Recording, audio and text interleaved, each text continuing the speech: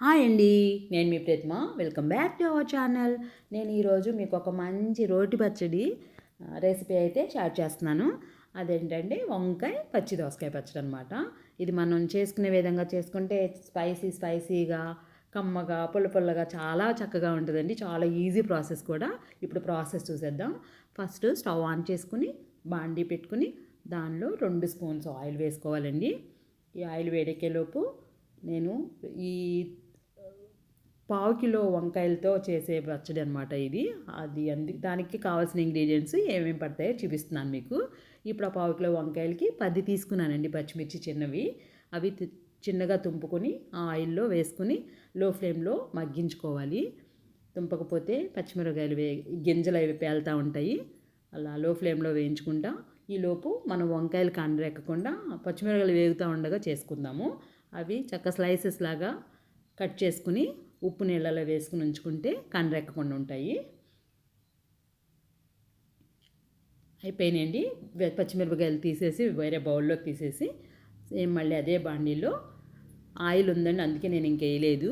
మీరు కావాలనుకుంటే చాలదనుకుంటే కొంచెం వేసుకోండి. అప్పుడు వంకాయ ముక్కలు మాడకుండా ఉంటాయి. దీనిలో స్లైసెస్గా కట్ చేసిన వంకాయ ముక్కలు వేసేసాను.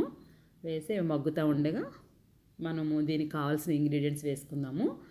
ఒక చిన్న నిమ్మకాయ అంత చింతపండు ఇలా విడదీసి వేసుకోండి, ఉండలు లేకుండా ఉంటుంది మిక్సీలో వేసేటప్పుడు. దానిలో కొద్దిగా పసుపు అనమాట, ఒక పావు స్పూన్ వేసుకోండి. పావు స్పూను మంచి ఫ్లేవర్ కోసం మెంతిపొడి, టేస్ట్ హెల్త్ అన్నిటికీ కూడా మంచి ఫ్లేవర్ కోసం ఇది కూడా. మళ్ళీ ఒక పావు స్పూను ఇంగువ అనమాట. ఇవి తాలింపుల్లో కంటే ఇందులో బాగుంటుందని, మగ్గితే బాగుంటుందని ఇందులోనే వేసేసాను నేను. ఇవన్నీ కలిసేటట్టుగా 3/4 మగ్గిపోయిన తర్వాత వంకాయ ముక్కలు ఇవి వేసుకుని తిప్పుకుంటా ఇంకొంచెం మగ్గాలి కదా, ఒక ప్లేట్ మూత వేసేసి పక్క నుంచి ఈలోపు మనం పచ్చిమిర్చి మిక్సీ వేసుకుందాము. ఆ పచ్చిమిర్చిలో కొద్దిగా ఒక జీలకర్ర 1 స్పూన్ అండి, ఒక 8 ఒలిచి పెట్టుకున్న వెల్లుల్లి గబ్బాలు, ఇవన్నీ కచ్చాపచ్చాగా వేసేసుకోవటమే మిక్సీలో. మరీ మెత్తగా కాకుండా, మళ్ళీ వంకాయ ముక్కలతో కూడా నలగాలి కదా. రోటి పచ్చడిలా ఉంటుంది అనమాట ఇలా వేసుకుంటే, మెత్తగా అయిపోకుండా. దీంట్లో 1 టేబుల్ స్పూన్ అండి సాల్టు, ఒక 4-5 రెమ్మలు పచ్చి కొత్తిమీర సన్నగా కట్ చేసుకుని వేసేసుకుని మిక్సీ జార్లో ఇప్పుడు మగ్గిపోయిన వంకాయ ముక్కలు, చింతపండు ఇవి కూడా దాంట్లో వేసేసుకుని మిక్సీ పట్టేసుకుందాం. ఇప్పుడు మరి చూశారు కదా, ఇలాగ ఈ కన్సిస్టెన్సీలో పట్టుకోవాలి. మరి మెత్తగా కాకుండా కొద్దిగా ముక్కలు తగులుతూ ఉంటే బాగుంటుంది. ఇందులో ఇప్పుడు మనం చిన్ని దోసకాయ తీసుకున్నానండి నేను, సన్నగా ఇలా కట్ చేసుకుని. ఇది కూడా ఒక్కసారి వేసి తీసేయటమే, అంతే, నలగకూడదు. కలిపేసుకుంటారు చాలామంది, కానీ బాగుంటుంది పచ్చడి కలుస్తుందని నేను ఒక రౌండ్ ఇలా వేసి తీసేస్తానమాట. అది అయిపోయిన తర్వాత పచ్చడి మిక్సీలో జార్ అయిపోయిందండి, అది పక్కన పెట్టుకుని ఈలోపు తాలింపుకి ప్రిపేర్ చేసుకుందాం.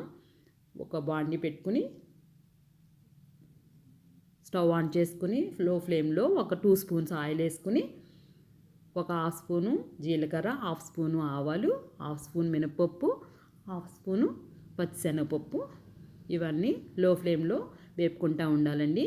అలా అయితేనే చక్కగా మంచి అరోమానిస్తుంది పచ్చడికి. హై ఫ్లేమ్లో మాడిపోకుండా వేయించుకోవాలి. ఎప్పుడైనా సరే తాలింపేనండి రెసిపీస్కి లైఫ్.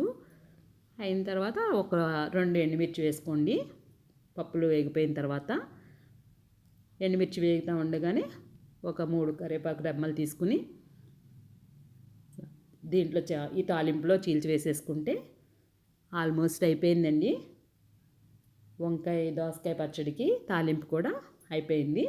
ఇప్పుడు స్టవ్ ఆఫ్ చేసేసుకుని మనం మిక్సీ పట్టుకున్న పచ్చడి అయితే ఈ తాలింపు దాంట్లోకి వేసేసుకోవటమేనండి. వేసుకుని బాగా తిప్పేసుకుని సర్వింగ్ బౌల్లో తీసేసుకుంటే అంతేనండి. ఎంతో టేస్టీ అయిన ఈజీ అయిన వంకాయ దోసకాయ పచ్చడి అయితే రెడీ అయిపోయింది. మీకు ఈ వీడియో నచ్చినట్టయితే లైక్ చేయండి, షేర్ చేయండి, కామెంట్ కూడా చేయాలి. సబ్స్క్రైబ్ చేయడం మాత్రం మర్చిపోవద్దు.